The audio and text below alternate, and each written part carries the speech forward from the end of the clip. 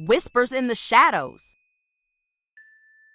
I remember that fateful night like it was yesterday, though it was years ago. The memories still haunt me, as vivid as the nightmares that continue to plague my sleep. I was just a child then, innocent and oblivious to the malevolent forces that lurk within the confines of our home. Our house, a grand old Victorian with ornate architecture and an unsettling aura, was perched atop a hill, surrounded by a dense forest that seemed to swallow all signs of civilization. It was picturesque by day, but took on a sinister personality under the moon's eerie glow. My family had moved to this house, leaving the bustling city behind in search of tranquility and fresh beginnings. Little did we know the horror that awaited us within those walls. The first night was uneventful, filled with the echoes of laughter as we unpacked our belongings and settled into our new life. My room was at the far end of the second floor, a cozy enclave that I couldn't wait to make my own. But that anticipation quickly turned into dread. On the third night, I heard them for the first time, the whispers. At first,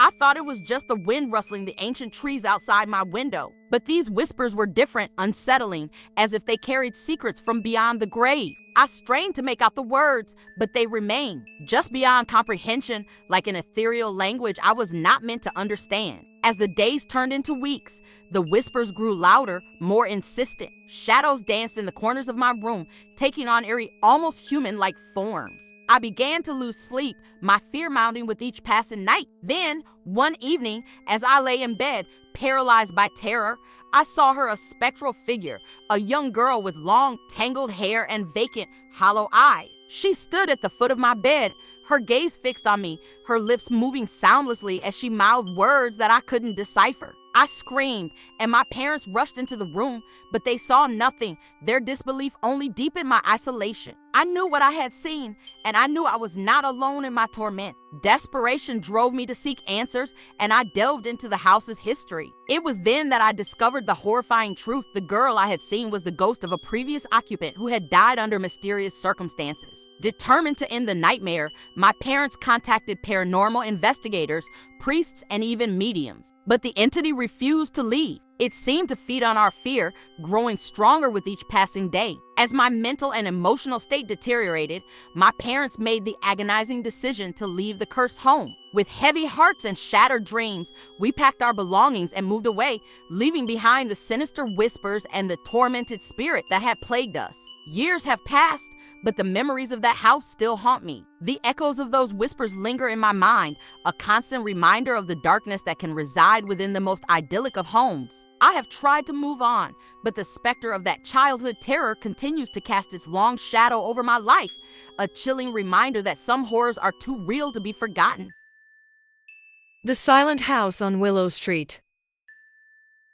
It was a stormy night when I found myself standing in front of the old, decrepit house on Willow Street. The rain battered the ancient structure, its droplets echoing like a ghostly chorus in the darkness. I had agreed to house sit for my cousin, Sarah, while she was away on vacation. Little did I know that this decision would plunge me into a nightmare that defied explanation.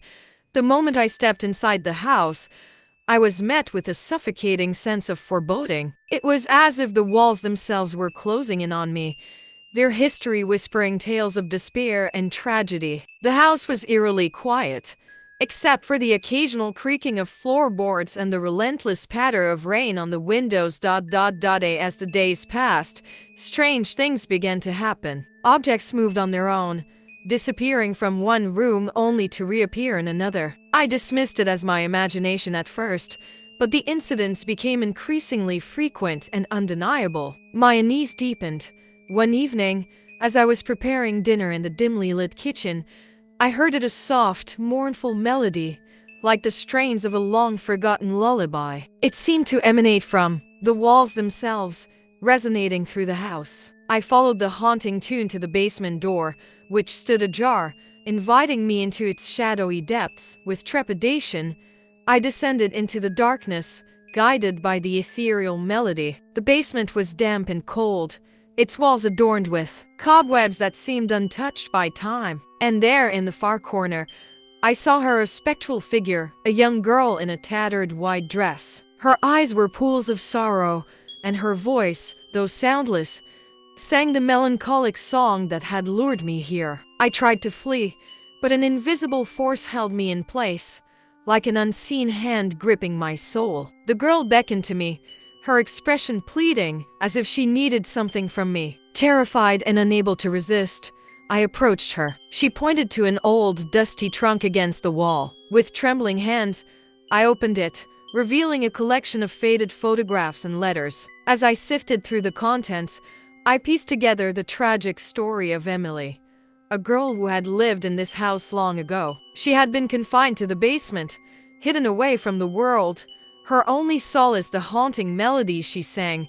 I realized that Emily's spirit was trapped in this house, her restless soul seeking release. With newfound determination, I vowed to help her find peace. I conducted research, consulted experts, and performed rituals to free her from the shackles of the past. Gradually, the house began to change. The oppressive atmosphere lifted, and the strange occurrences ceased. Emily's spirit, no longer bound to the mortal realm, found solace at last, and the house on Willow Street regained a sense of tranquility. As I watched the rain pour down one last time before leaving, I couldn't help but wonder if Emily's spirit had truly found peace, or if she had simply moved on to haunt another unsuspecting soul. The house had taught me that some mysteries are best left undisturbed, and some homes should never be left alone.